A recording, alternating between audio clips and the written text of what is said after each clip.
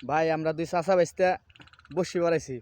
এই যে আমার কাকা বসিতে মাছ উঠিছে, দেখছেন? হ্যাঁ,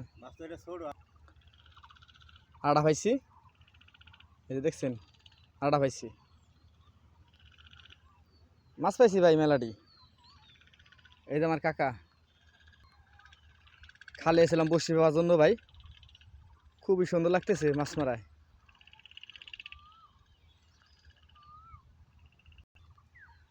টান দাও টান দাও, তলে গেছে টান দাও টান দাও। এই যে